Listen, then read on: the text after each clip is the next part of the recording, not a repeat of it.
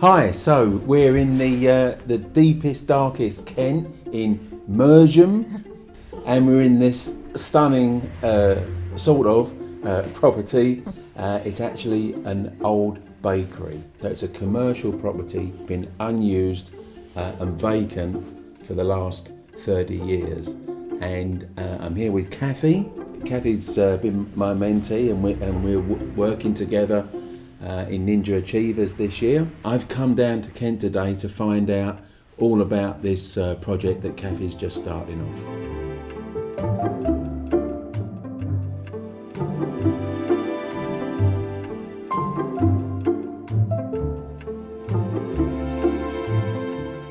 So Cathy, I understand that this was an unsold auction lot, this property. Yes, that's right. I discovered it after I'd attended a day of your Ninja Achievers course. Yeah. And we had a very interesting talk by David Humphreys on buying property at auction. His talk was particularly interesting, and I came back from that and immediately started looking online to see what I could find, and came across this property on the Clive Emerson site as an unsold lot. So unsold lots are where properties have gone to auction and for whatever reason they haven't reached the reserve price, so they can't be sold, and so then it just sits around really, and it sits on the auctioneer's website. That's right. This property I think had actually been at auction twice and had failed to meet the reserve, so they were advertising it as an unsold lot. I think when I first came to see it, it was fairly obvious why it hadn't sold. It was quite a big undertaking with the state it was in. But I decided to put an offer in, and ended up purchasing it. So. Okay, so was it the actual brewers that are the sellers? Yes, so the bakery itself was part of the Royal Oak pub next door, right. And Shepherd Neame, who are the brewery, have decided to split the title of the property and sell off the bakery, which is the piece we're stood in, as an entirely separate property. So that's the bit that I've bought. Okay. So the reserve price then was that the reserve price or guide price at 120? That was the reserve was 120. Okay. Yeah. Okay. So initially, I went in. I thought, well, I'll go in quite low. So I went in with an offer of 80, and the auctioneer was very quick to come back to me and say that he knew that they would not take less than 100. He said if I would go in at 100. So I thought, well, I wanted it, and so I offered 100, and that they accepted. So. That's good. And so going in with a really low offer, that's something that you learnt on the Ninja Investor Programme? Yes, absolutely. Yeah. And I would never have gone in that low before. So, I mean, it was quite an interesting exercise. I mean, clearly they weren't going to accept it, but at least I'd gone through that. And the auctioneer was very helpful in that respect. He knew what they were prepared to take. And he said, basically, if they didn't get 100 for it, they would just put it into the auction again. Okay. So, yeah. So your first offer was 80, and that was really just designed to test the water, because you never know someone's level of motivation unless you actually go in there with what we like to call outrageous offers. That's right, yeah. Okay. Yeah. So was 100 your second and final offer? Yes, it was. Okay. Yeah. On the Ninja Investor Programme, we often teach that you go in with make 3 offers, but this case you've got a very strong steer from the auctioneer to say, look, if you go in 100, they'll probably accept it. Absolutely. It just cut to the chase and let's get it done. That's so right. £100,000 gets you this building. It does, and I mean, I had the conversation with the auctioneer on the Monday morning when they opened at 9 o'clock. I said to him, what do I need to do to secure the property? Because I've never purchased a property at auction before or post-auction. And he said, well, you need to fill out some paperwork, which they sent over to me. And then he said, do you need to come to the offices to pay your 10% deposit? He said, how quickly can you do that? And I said, well, I could probably get there today. And so at 6 o'clock on the Monday, I was sat in the offices of Clive Emerson and I transferred the 10%, and he said, congratulations, you've exchanged contracts. So it was literally done in the course of a day. There we are. Which was amazing. And I mean, I was so excited that I'd done it. Yeah, very pleased. And it's probably the quickest you've ever bought a property. Oh yeah, my goodness. Yes, definitely.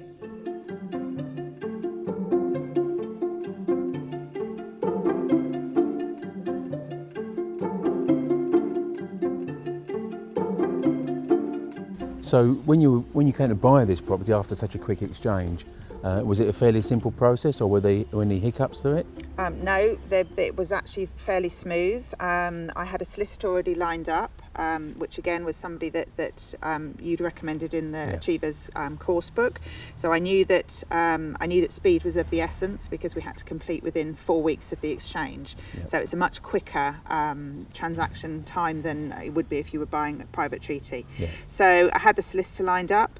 No, it was all relatively smooth. There were no hiccups at all. So it all went through very quickly, and we completed on the day that we were supposed to complete. What experience did you have in property prior to starting training with me? Absolutely none, other than having bought my own properties, 3 or 4 over the course of sort of 20 years. But no, I had no other experience. I had been looking at potentially buying property up in Liverpool, because I basically had a pot of cash, and before I started the training with you, I was under the assumption that was the only money that I had, and therefore I had to go somewhere that I could afford to buy a property for that amount of cash. And so Liverpool, which would have been crazy because I live in Surrey, that was the area that I was looking at. Okay. It wasn't until I did your course that I realised that actually that doesn't have to be the way it is.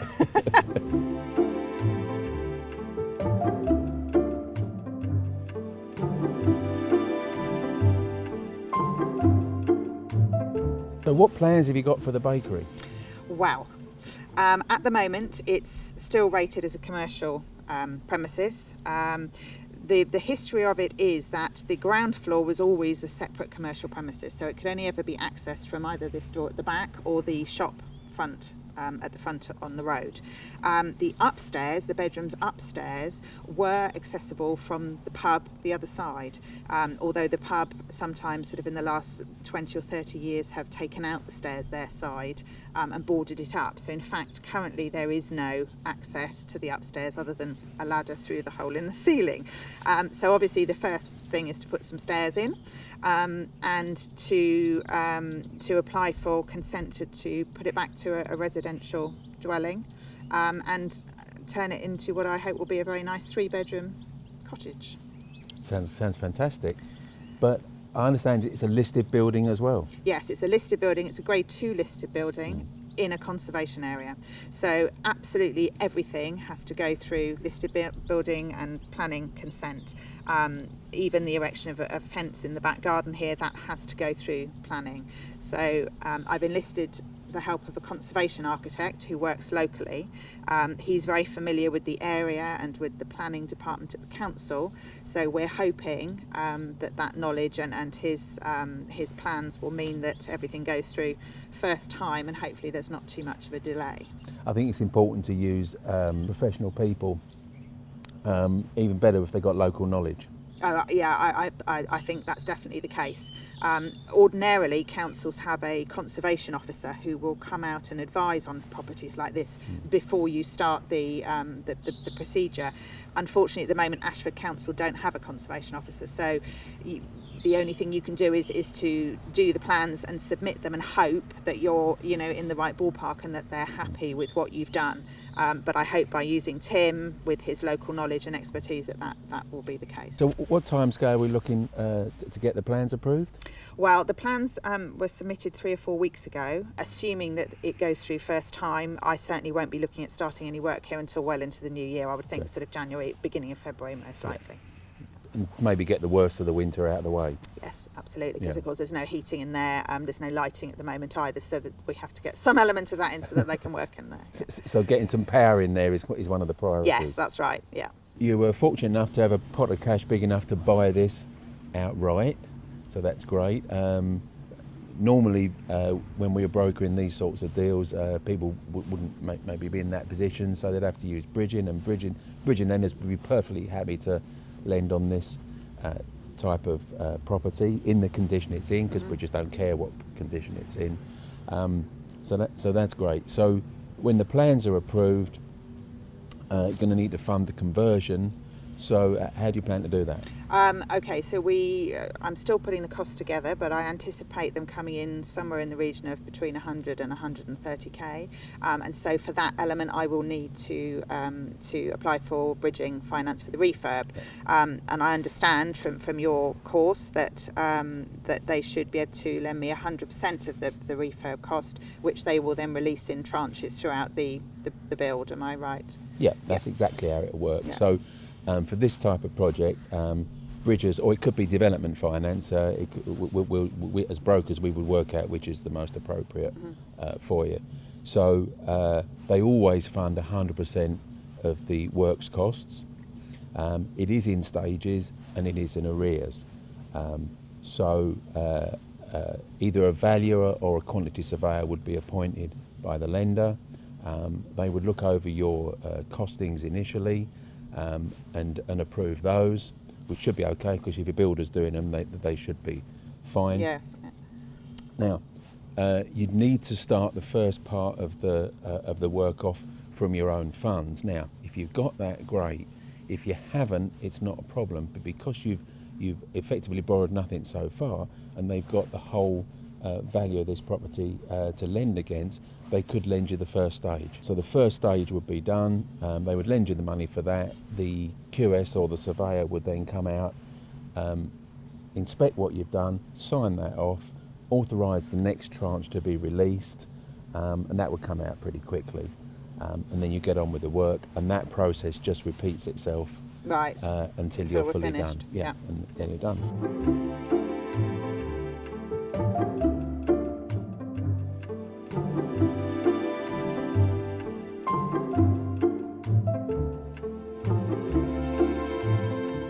So, Cathy, once you get the planning passed and you get Christmas out of the way, what sort of build time have you been given to complete the work? According to the architect and speaking to other people who've done projects of a similar scale, we anticipate sort of 3 to 4 months. So not very long, actually.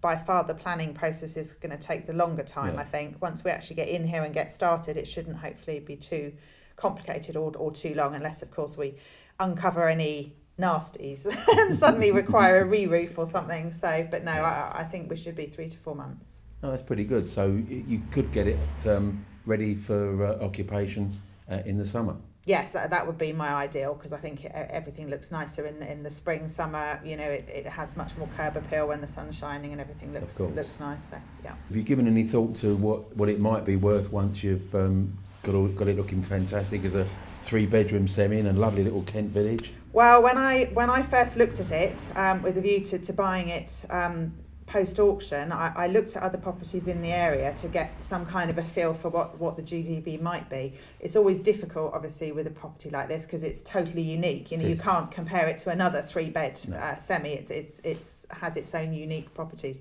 But looking at what was around at the time of a similar size and being a period property, we were looking at about 390, 400k. Okay. Now, obviously, that was August this year, August 2019. Possibly going to be a year on by the time I sell, so it depends on what the market's doing at the time. But I've based my figures on that sort of 390, 400k GDV, and I'd be very happy with that. Obviously, if I can do better, then great. But yeah. So what's your plan A then? So plan A is to put it on the market and sell, because obviously then I've got my cash back out. Very keen to get on with another property. I like the buying at auction. That has worked for me this time. It may be that next time I look at a different strategy depending on what's out there at the time. But yes, certainly the main plan is to sell and get my cash back out. And I'm hoping you've got a plan B. Always got a plan B, because I've learned that that's what I need to have. So plan B would be that if the market is not great at the time it's ready to put on, then I would then talk to you about converting to a buy-to-let mortgage, pay off the bridging for the refurb, and then rent the property out. It's in a very good location rental-wise. A bus stop opposite goes straight into the centre of Ashford, which is the main line into London. It's a fantastic area for rental, so I'm confident that would be a good plan B. So this must be sort of commuter area then. Oh, absolutely. You can live in a village, but with all the benefits of having the city on the doorstep. So yeah, very, very, very good area for that. Village life has got a great appeal, hasn't it? It has, and it's an interesting village. There are two pubs, the one we're attached to, obviously. There's another pub further down, which is actually owned by the village. It's a collective. All of the village have a stake in it. Wow. They have their own microbrewery at the back. So it's very much a community feel. So yes, I mean, that was another reason I thought it was a good place to buy. It does have that community feel about it. So definitely got any beer enthusiast is covered. It's covered, isn't it? Yeah. How fantastic is that? So some people might think this is a bit adventurous for a first project in property. So how do you feel about that? I think they're probably right. I was sort of bucking the trend of everybody that said, make your first one something quite safe and sensible. I don't really do safe and sensible, and I just loved this building. I walked in and this building talked to me. That's all I can say. It is crazy. I can see why a lot of other people were put off by it. The biggest appeal for me, to be honest, was the fact that I could buy it with my pot of cash outright. I knew that it was going to take some time to get the planning sorted out, and so it was just the right building for me in the right place at the right time. And I think that's, although it's developing property for financial gain, I think there is still a degree of gut instinct going on, and this was mine. So. But you do bring some skills to this project, don't you? I do. I have been running my own interior design company for the last 20 years. So from an interiors point of view, yes, I mean, I'm confident that I can get it looking nice inside. But, the refurb and things like putting in stairs and dealing with walls that are running with damp, that's not something I've dealt with before. And so it's horses for courses. You just research and find the people that are best able to help you sort those issues out. And I'm very happy with the architect that I found. He's going to recommend builders who are used to working on properties of this age. It's things like the lath and plaster. You can't just pull that down. That all has to be kept and patched. It's quite a different procedure. But no, I'm not fazed by it. So. Brilliant. Well, I'm enthralled to be part of it, and we're gonna have a fantastic journey with you. Yeah, no, I'm excited. So, and I'm very glad you're there holding my hand, Kevin. Well, that's what I do. There we are. That's all part of it, isn't it? So, if you've enjoyed this episode, keep watching out for future episodes as we see Cathy progress on her journey. And if you've liked this but you've not subscribed yet to my YouTube channel, hit the button on the page here and click like as well, and don't miss out any future episodes.